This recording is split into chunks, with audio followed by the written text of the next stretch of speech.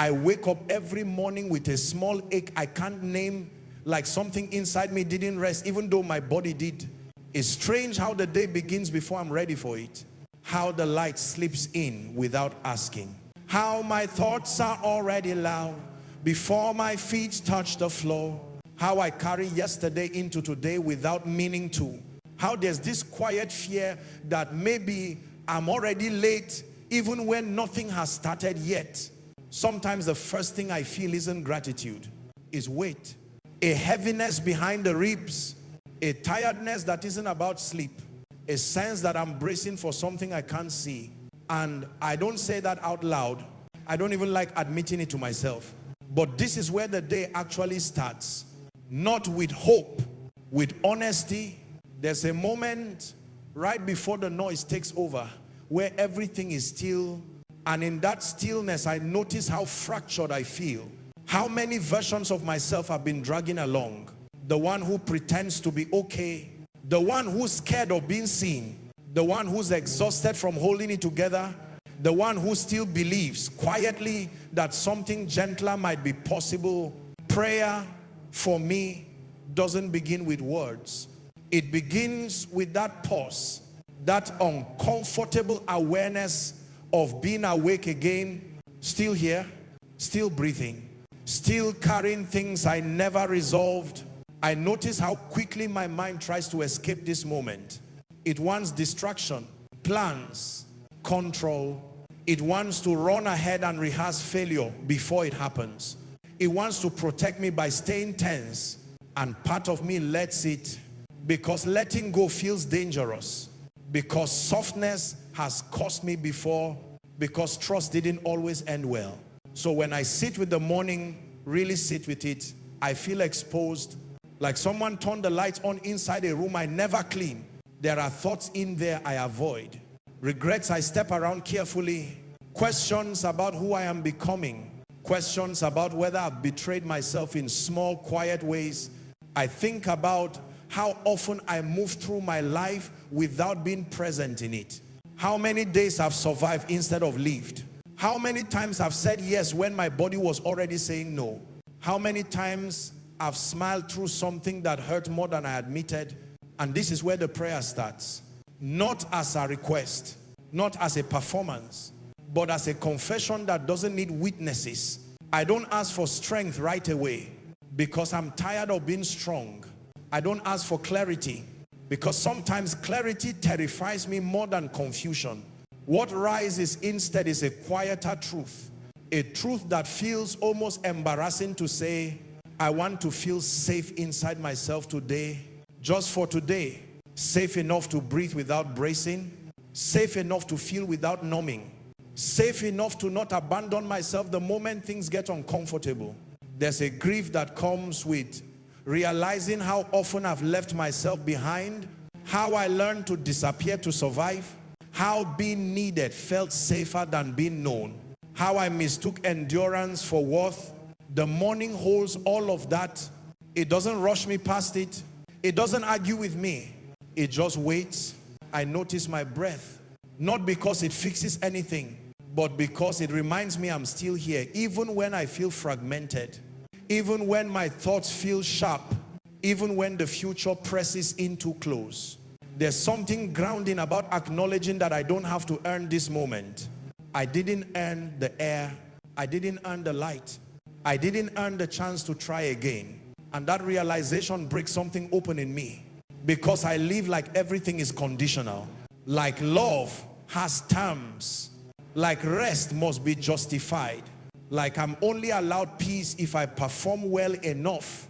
So the prayer becomes a soft undoing of that belief, a loosening, a quiet resistance. I let myself admit how scared I am of failing again. How scared I am of hoping and being disappointed. How scared I am of being honest and losing something because of it. These fears don't vanish when I name them, but they stop shouting.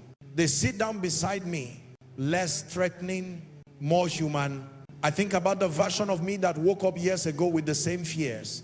Different room, different responsibilities, same aha, same longing to feel whole. There's compassion in recognizing that I've been trying for a long time. even when it didn't look like progress, even when it looked like stagnation, even when it looked like giving up. Trying doesn't always look brave. Sometimes it looks like getting out of bed when your heart feels heavy. Sometimes it looks like staying when living would be easier. Sometimes it looks like choosing not to harden, even when the world rewards hardness. The morning prayer doesn't ask me to be better. It lets me be real. It lets me admit that I'm not sure who I'm becoming, that some days I don't recognize myself, that growth has cost me parts of my old identity and I still mourn them. It lets me sit with the contradiction of wanting change and fearing it at the same time, of craving peace while being addicted to chaos, of longing for connection while keeping my guard up. There's a tenderness in this honesty that feels almost sacred. Not because it's clean, but because it's true. I notice how my body responds when I stop fighting myself. My shoulders drop, my jaw unclenches, my breath deepens just a little. This isn't a miracle. It's a moment where I'm not pretending, a moment where I'm not preparing for impact, a moment where I let myself be exactly as I am without editing. The day hasn't started yet. No one needs anything from me right now. No role to play, no mask to put on. And in that quiet, I feel something fragile but steady. A sense that I don't have to rush into becoming someone else, that I'm allowed to arrive as I am.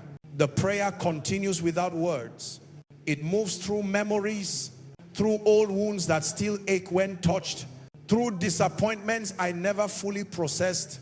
I let them surface without interrogating them, without trying to fix them, just letting them be seen. There's relief in that.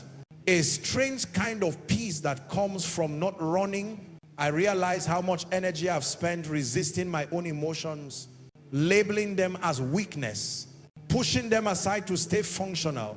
But this moment doesn't ask for functionality. It asks for presence, and presence feels like the bravest thing I can offer today. The world will ask me to hurry, to perform, to compare, to prove. But right now, the morning holds me without expectation. It reminds me that I'm more than what I produce, more than what I achieve, more than what I endure. There's a quiet promise in that realization. Not that today will be easy, not that I won't struggle, but that I don't have to face it disconnected from myself. I think about how often I've looked for reassurance outside, for permission, for validation, and how rarely I've offered that same gentleness inward. This prayer feels like turning toward myself instead of away, like acknowledging that I matter even when I'm unsure, even when I'm messy, even when I'm tired of carrying everything alone. The silence deepens, not empty, full of breath, full of awareness, full of the simple truth that I am alive in this moment, and that counts for something. I don't know what the day will bring. I don't try to predict it. I don't armor myself against it. I let the unknown exist without fighting it. I let the fear be present without letting it lead. There's a quiet strength in that. Not the loud kind, the steady kind, the kind that doesn't announce itself. As the morning unfolds, I carry this stillness with me. Not perfectly, not consistently, but enough to remember that I can return to it. That prayer isn't something I finish. It's something I keep stepping back into in small moments, in breaths between thoughts, in pauses before reacting. It's a reminder that beneath the noise, beneath the roles, beneath the fear, there is a self that is still intact. And this morning, for a few quiet moments, I let myself meet them. The day doesn't arrive gently. It slips in while something inside is already awake, already tense, already holding its breath. Before there's a thought, before there's language, there's that weight. Not panic, not sadness exactly, just heaviness, like waking up underwater, like realizing you're back inside a life that never fully shuts off. Sleep ends, but the ache doesn't. It just waits quietly until your eyes open again. There's this strange moment where you lie still and feel everything at once. The ceiling, the light, the memory of yesterday pressing against your chest, the sense that time has already started moving without asking if you're ready. It's not dramatic. That's what makes it unsettling. It's familiar, almost routine. You know this feeling. You've met it before. It greets you every morning without saying its name. People talk about mornings like they are clean slates, fresh starts, new chances. But that's not how it feels inside. Inside, the slate is already crowded. Old worries line up before the day even begins. Half-remembered fears, a quiet dread that you will repeat the same mistakes, that you feel the same exhaustion by nightfall, that nothing really resets just because the sun came back. There's guilt tangled in it too. Guilt for not waking up grateful, for not feeling light, for already being tired before doing anything. You tell yourself it's irrational. You tell yourself others have it worse, but the weight doesn't respond to logic. It lives in the body, in the chest, in the way your shoulders curl inward before you've even stood up. Sometimes it feels like the day is a test you didn't study for. Like you're already behind, already late, already failing something unnamed. And no one sees this part, the quiet negotiation that happens before you even sit up. The part where you decide how much of yourself you're going to hide today, how much you're going to push through, how much you're going to pretend is fine. The strangest thing is how normal it feels, how easy it is to accept this weight as just part of being alive. You stop questioning it. You stop wondering if it could be different. You just carry it. You put it on like clothing. You learn how to move with it. You learn how to smile through it. You learn how to function while something inside stays heavy and unspoken. And in that early quiet, before the world asks anything of you, there's a brief awareness, a soft realization that this weight isn't proof of failure, it's proof of continuity. Proof that you didn't disappear overnight, that you're still the same person who felt deeply yesterday, who carried unresolved things to bed, who woke up still human, still sensitive, still holding questions with no answers yet. Prayer doesn't begin when the words form. It begins when the pretending stops. When there's nothing left to perform for, no one left to impress, no image to maintain.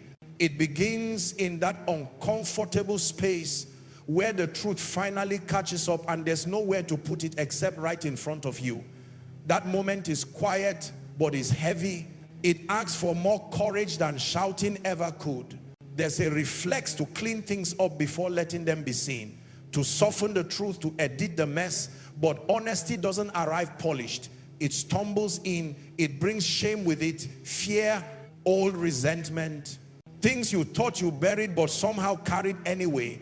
And when you let those things surface, there's a sense of exposure that feels almost unsafe, like standing without armor in a place you learn to protect yourself early. Running has always felt easier. Distraction, noise, movement, filling every gap so nothing has room to speak, because when you slow down, what hurts doesn't whisper, it sits there, patient, waiting to be acknowledged. Prayer in its rawest form is choosing not to flee that presence, not because it feels good, but because leaving yourself again costs more than staying. There's a particular honesty that feels like defeat at first, admitting that you don't know what you're doing, that you're tired of being resilient, that some of the strength you're praised for came from not having another option. Saying these things internally can feel like letting the ground give way. Like if you stop holding everything together, something essential will collapse. But something else happens too. When the truth is finally allowed to exist without argument, it loses its sharpness. The pain doesn't vanish, but it changes shape. It becomes less hostile, less demanding. It feels seen. And in being seen, it quiets just enough to breathe around.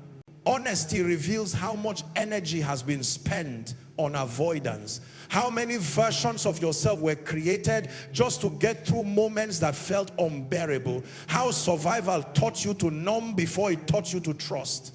Seeing this clearly can hurt, because it means recognizing how long you've been carrying things alone, how normal that loneliness became. Prayer doesn't resolve that loneliness. It names it. It sits with it. It refuses to decorate it with optimism or explain it away. And in that naming, there's a subtle shift, a sense that you're no longer betraying yourself by denying what's real.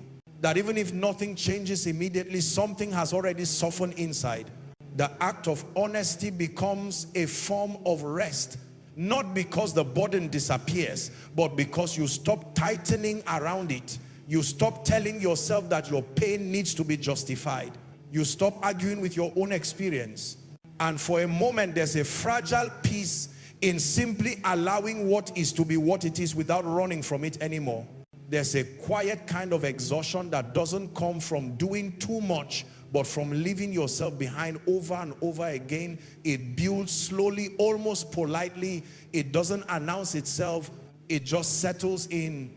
You don't notice it at first because it feels practical, necessary, like the cost of getting through the day without causing problems or taking up too much space.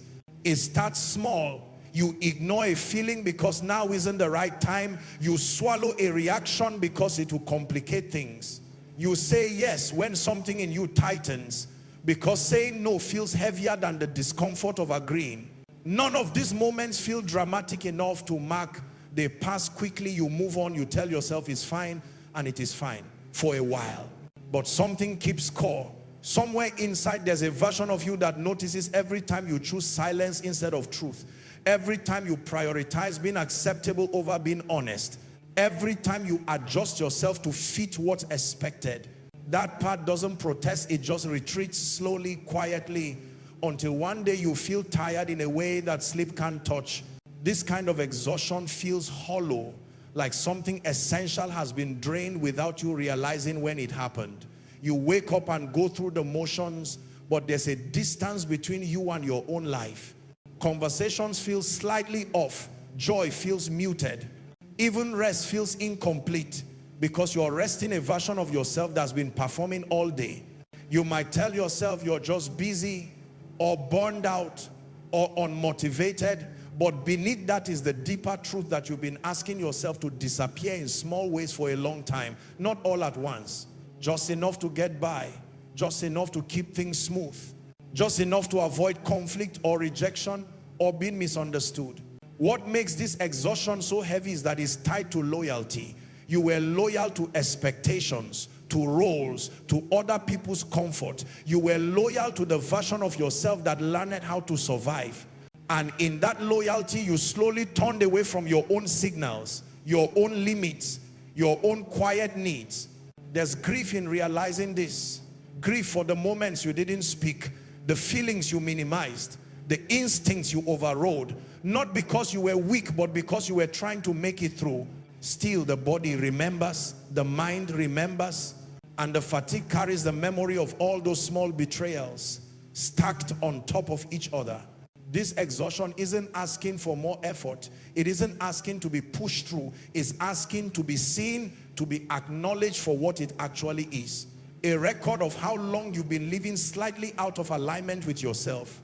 A signal that something inside wants to come back into the conversation. Not loudly, not dramatically, just honestly, without being pushed aside again. Presence doesn't arrive with answers. It arrives when the noise pauses just long enough for you to notice how tense you've been, how much effort it takes to hold everything together, how your body has been bracing even when nothing is actively happening. There's a vulnerability in that noticing, a rawness that feels exposed, like realizing you've been clenching your fists all day and only now letting them open. Fixing is familiar. Understanding is comforting. They give the mind something to do, a sense of movement, progress, but presence asks for none of that. It asks you to stay where you are without trying to turn the moment into something else. And that can feel unbearable at first because staying means feeling, and feeling means touching things you've been circling around but never entering. There's a quiet panic that comes with not fixing. A sense that if you don't intervene, something will get worse. That if you don't analyze, you lose control. That if you don't understand, you drown in the unknown. Presence dismantles those assumptions slowly, not by arguing with them, but by showing you that nothing collapses when you stop trying to manage every internal movement. In presence, there's no narrative, no explanation, just sensation, breath moving in and out, thoughts rising and falling without being chased, emotions appearing without being judged. It can feel empty at first, like standing in a room stripped of furniture. But if you stay, you notice the room was never empty. It was just quiet enough for subtle things to surface. There's a tenderness in allowing yourself to feel without commentary, without labeling it productive or unhealthy or justified. Just letting it exist. Sadness without a story. Fatigue without blame. Fear without urgency.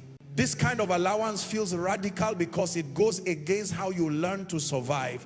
Survival demanded action, reaction, control. Presence asks for none of that effort. And something softens when you stop reaching for solutions. The body exhales. The mind loosens its grip. The emotional charge begins to disperse on its own, not disappear, but spread out enough to be held. You realize how much energy was spent resisting what was already there. How exhaustion multiplied when every feeling became a problem to solve. There's a quiet dignity in staying with yourself like this, in not abandoning the moment just because it's uncomfortable, in allowing your inner world to exist without being reshaped into something more acceptable. Presence becomes a form of respect, a way of saying that this experience, exactly as it is, deserves space. Nothing flashy happens, no breakthrough, no revelation, just a subtle shift, a sense of being less at war with yourself, less divided, less compelled to escape.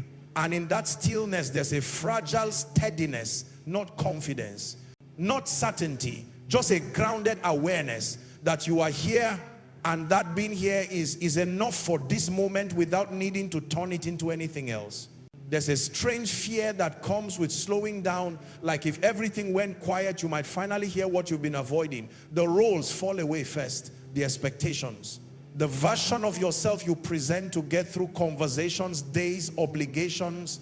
When those layers loosen, there's a brief panic, a sense of being exposed without the armor you've relied on. You wonder who you are without the performance, without the urgency, without the constant need to prove something. Underneath all of that noise, something waits. It doesn't demand attention. It doesn't interrupt. It's patient in a way that almost feels painful. This part of you has been there the whole time, watching as you learned how to adapt, how to shrink or stretch yourself depending on the room, how to anticipate what others needed before you even ask yourself what you felt. It learned early that being intact wasn't always safe, so it stayed quiet. Fear layers itself on top of that quiet. Fear of being seen too clearly. Fear of disappointing someone. Fear of discovering that you don't recognize yourself anymore. Each role you play adds another layer of distance. Not because you want to disappear, but because disappearing felt like protection. Over time, it becomes automatic. You stop noticing how much of yourself you're leaving behind. Performance can be convincing. You can sound confident, capable, put together. You can meet expectations and still feel hollow, still feel like you're living slightly off center, like your life is happening around you instead of through you. That feeling doesn't mean you're broken. It means something essential has been waiting patiently for your attention. In the silence, when there's no one to respond to and nothing to manage, that essential self begins to surface. Not loudly, not dramatically. It doesn't accuse you. It doesn't list everything you've done wrong. It simply exists, intact, unharmed by the roles you played, untouched by the fear that shaped your behavior, still holding the parts of you that were set aside. There's relief in realizing that this self wasn't lost, just paused, just hidden. All the times you thought you were too far gone, too changed, too compromised, this part remained. Watching, waiting, holding the truth of who you are beneath adaptation and survival. That realization can be overwhelming because it means you were never empty, just disconnected.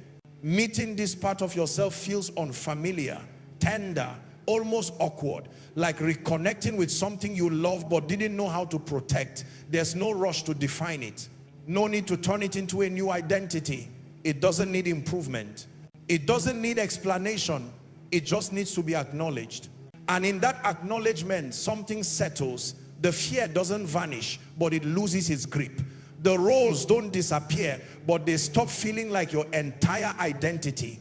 You remember that beneath everything you've had to become, there is still a self that knows how to be present, how to feel, how to exist without performing. And that self has been here all along, waiting quietly in the silence to be met again.